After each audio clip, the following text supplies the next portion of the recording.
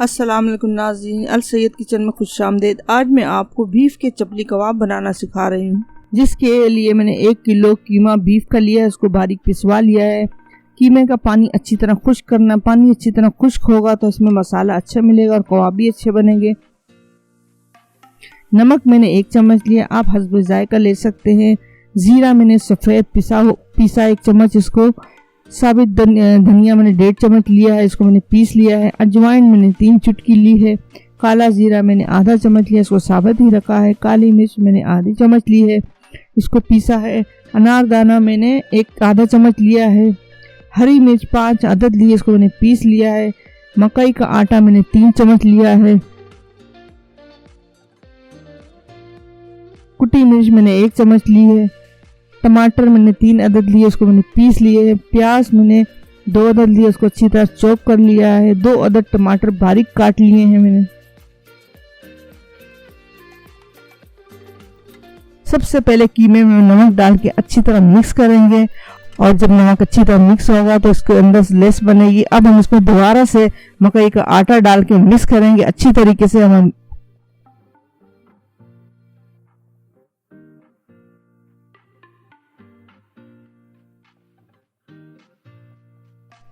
नमक और मकई का आटा मिला के हमने मिक्स कर लिया है। अब हम इसमें तमाम मसाले डाल के कीमे में अच्छी तरह मिक्स करेंगे। मसाला जितने अच्छी तरह का मिक्स होगा उससे उतने अच्छे हमारे कबाब बनेंगे, क्योंकि मसाला कबाब में रचना चाहिए।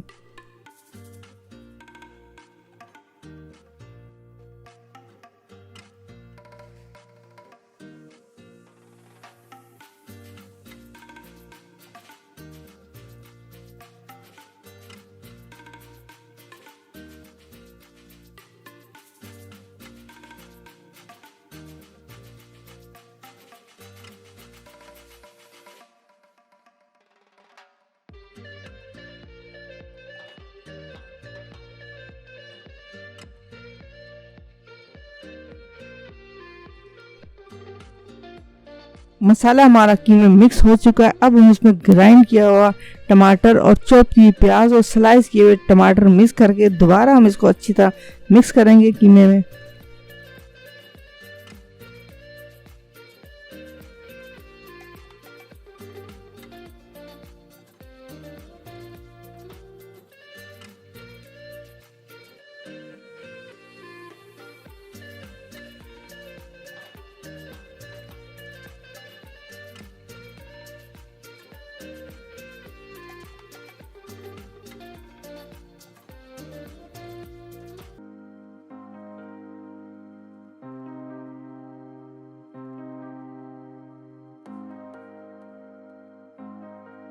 मसाला मिक्स हो चुका है। अब हम अपनी कबाब की टिक्कियाँ बनाएंगे।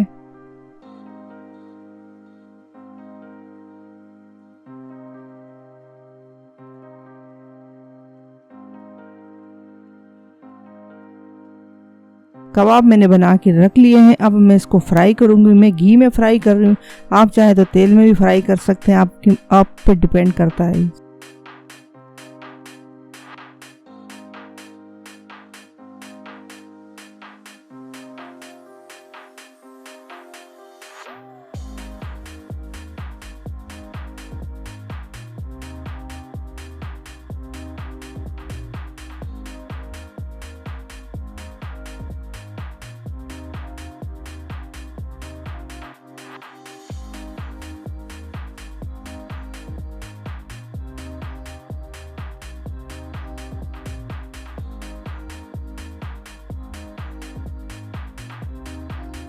कबाब बनकर तैयार हो चुके हैं। चाहे तो आप रायते के साथ खाएं, चाहे तो आप चटनी के साथ खाएं।